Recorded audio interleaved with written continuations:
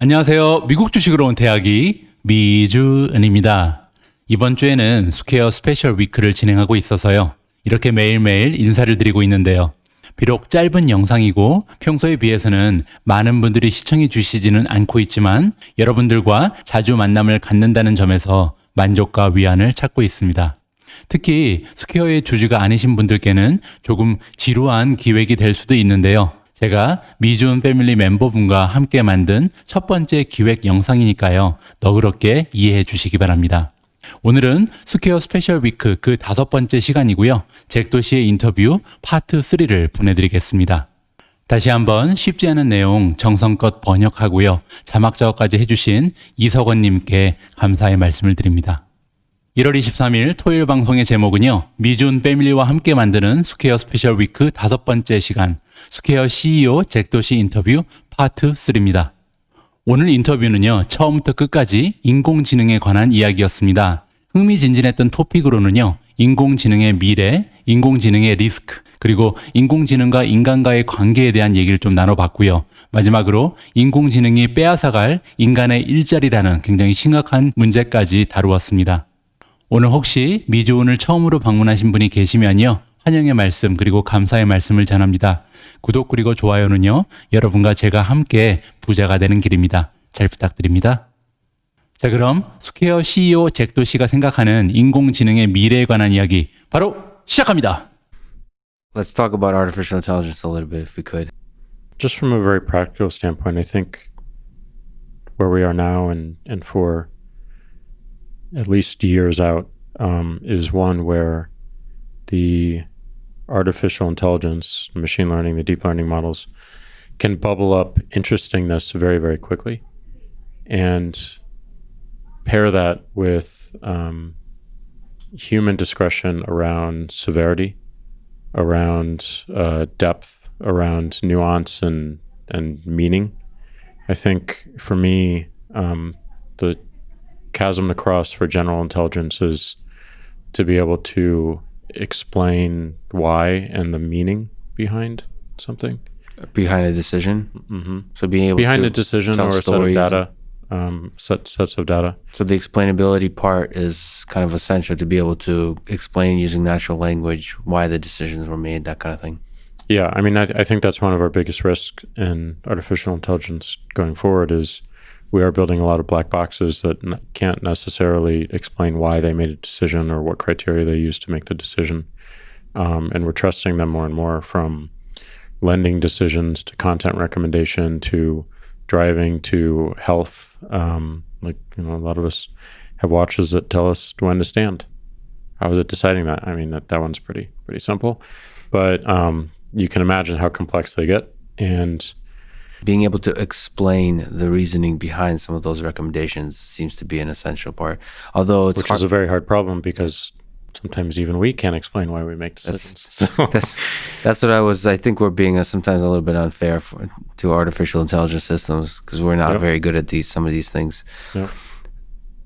Do you think, apologize for the ridiculous romanticized question, but on that line of thought, do you think we'll ever be able to build a system like in the movie Her that you could fall in love with? So have that kind of deep connection with. So, hasn't that already happened? Hasn't someone in Japan fallen in love with his AI? There's always going to be somebody that does that kind of thing. I mean, at a much larger scale of actually building relationships, of being deeper connections. It doesn't have to be love, but it's just deeper connections with artificial intelligence systems. So you mentioned explainability. That's less a function of the artificial intelligence and more a function of the individual and how they find meaning and where they find meaning. Do you think we humans can find meaning in technology in this kind of way? Yeah, 100%. And I don't necessarily think it's a negative, but it's constantly going to evolve. So I don't know, but I meaning is something that's entirely subjective, and I don't think it's going to be a function of finding the magic algorithm that enables everyone to love it. But maybe, I don't know. But that question really gets at the difference between human and machine. So you had a little bit of an exchange with Elon Musk basically, I mean, it's a trivial version of that, but I think there's a more fundamental question of, is it possible to tell the difference between a bot and a human? And do you think it's, if we look into the future, 10, 20 years out, do you think it will be possible, or is it even necessary to tell the difference in the digital space between a human and a robot? Can we have fulfilling relationships with each, or do we need to tell the difference between them? I think it's certainly useful in certain problem domains to be able to tell the difference. I think in others it might not be as useful. Do you think it's possible for us today to tell that difference? It's the reverse, the meta of the Turing test. Well, what's interesting is I think the technology to create is moving much faster than the technology to detect. You think so? So if you look at like adversarial machine learning, there's a lot of systems that try to fool machine learning systems. And at least for me, the hope is that the technology to defend will always be right there, at least. Your sense is that... I don't know if they'll be right there. I mean, it's a race, right? So the detection technologies have to be 2 or 10 steps ahead of the creation technologies. This is a problem that I think the financial industry will face more and more, because a lot of our risk models, for instance, are built around identity. Payments ultimately comes down to identity. And you can imagine a world where all this conversation around deep fakes goes towards a direction of driver's license or passports or state identities. And people construct identities in order to get through a system such as ours to start accepting credit cards or into the Cash App.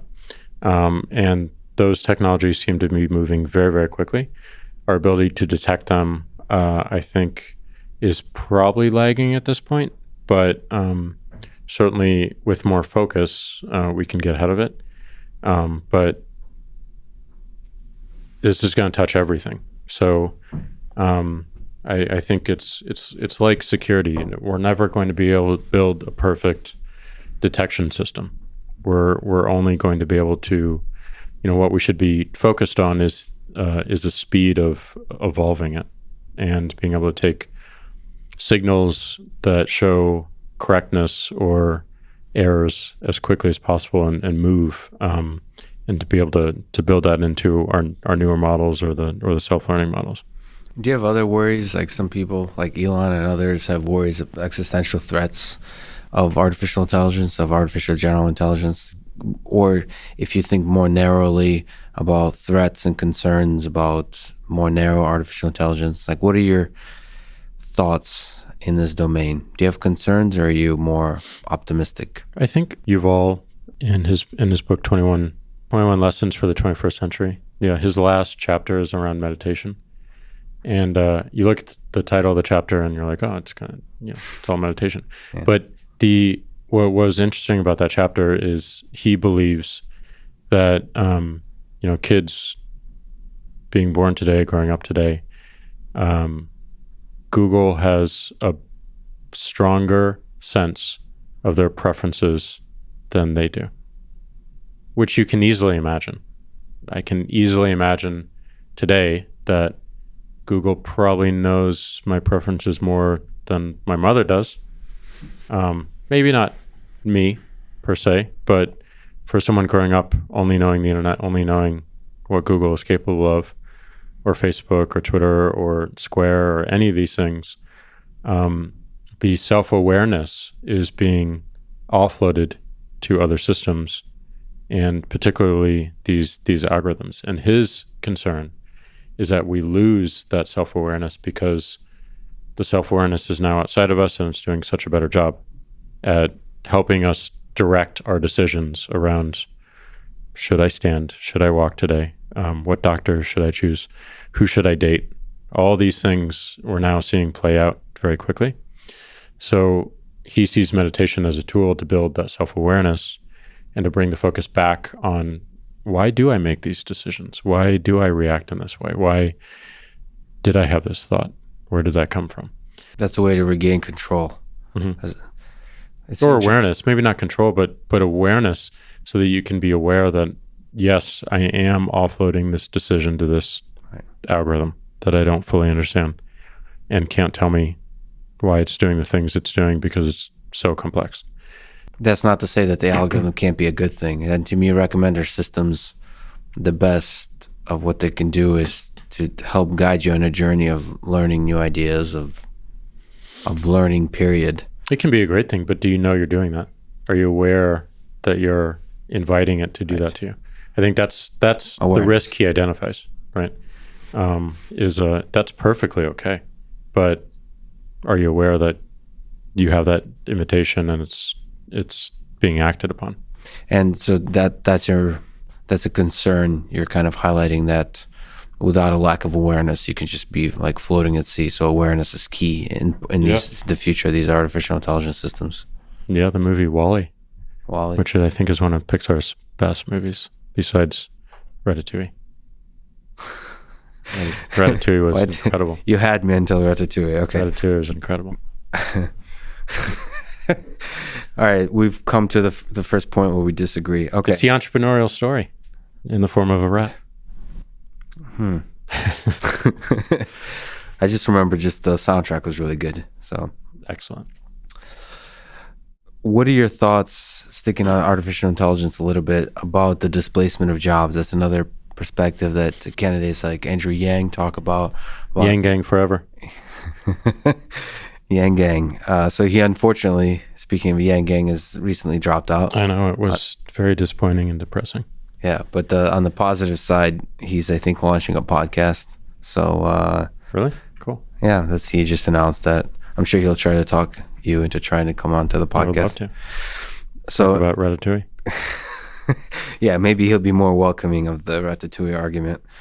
What are your thoughts on his concerns of the displacement of jobs, of automation, of course, there's positive impacts that could come from automation and AI, but there could also be negative impacts. And within that framework, what are your thoughts about universal basic income? So these interesting new ideas of how we can empower people in the economy. I think he was 100% right on almost every dimension. We see this in Square's business. I mean, he identified truck drivers. I'm from Missouri, and he certainly pointed to the concern and the issue that people from where I'm from feel every single day that is often invisible and not talked about enough. The next big one is cashiers. This is where it pertains to Square's business. We are seeing more and more of the point of sale move to the individual customer's hand in the form of their phone and apps and pre-order and order ahead. We're seeing more kiosks. We're seeing more things like Amazon Go. And the number of workers as a cashier in retail is immense. And there's no real answers on how they transform their skills and work into something else. And I think that does lead to a lot of really negative ramifications. And the important point that he brought up around universal basic income is, given that the shift is going to come, and given it's going to take time to set people up with new skills and new careers, they need to have a floor to be able to survive. And this $1,000 a month is such a floor. It's not going to incentivize you to quit your job because it's not enough, but it will enable you to not have to worry as much about just getting on day to day, so that you can focus on what am I going to do now, and what am I going to what skills do I need to acquire. And I think a lot of people point to the fact that during the industrial age we had the same concerns around automation, factory lines, and everything worked out okay. But the biggest change is just the velocity and the centralization of a lot of the things that make this work, which is the data and the algorithms that work on this data. I think the second biggest scary thing is just how around AI is just who actually owns the data and who can operate on it, and are we able to share the insights from the data so that we can also build algorithms that help our needs or help our business or whatnot. So that's where I think regulation could play a strong and positive part. First, looking at the primitives of AI and the tools we use to build these services that will ultimately touch every single aspect of the human experience. And then how data, where data is owned, and how it's shared. So those are the answers that as a society, as a world, we need to have better answers around, which we're currently not. They're just way too centralized into a few very, very large companies. But I think he was spot on with identifying the problem and proposing solutions that would actually work. At least that we'd learn from, that you could expand or evolve. But I mean, I think it's UBI is well past its due. I mean, it was certainly trumpeted by Martin Luther King and even before him as well. And like you said, like the exact $1,000 mark might not be the correct one, but you should take the steps to try to implement these solutions and see what works.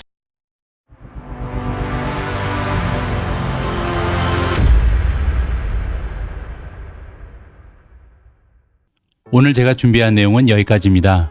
오늘 인터뷰 내용은 제가 개인적으로 관심이 많은 부분이었는데요. 저는 솔직히 말씀드려서 지금 초등학교 저학년인 우리 아이들의 미래를요, 매우 어둡게 전망하는 사람들 중에 하나입니다. 오늘 잭도시 인터뷰 도중 잠깐 언급되었던 유발 하라리라는 작가의 주장에 대해서도 상당 부분 저는 공감을 하고 있습니다. 저는 예전부터 생전 돈 욕심이라고는 손끝만치도 없었던 사람이거든요. 그런데 그러던 제가 이렇게 미국 주식 투자에 열을 올리고 있는 것도요, 제 마음 깊숙한 곳에 숨어있는 두려움 때문인 것 같습니다.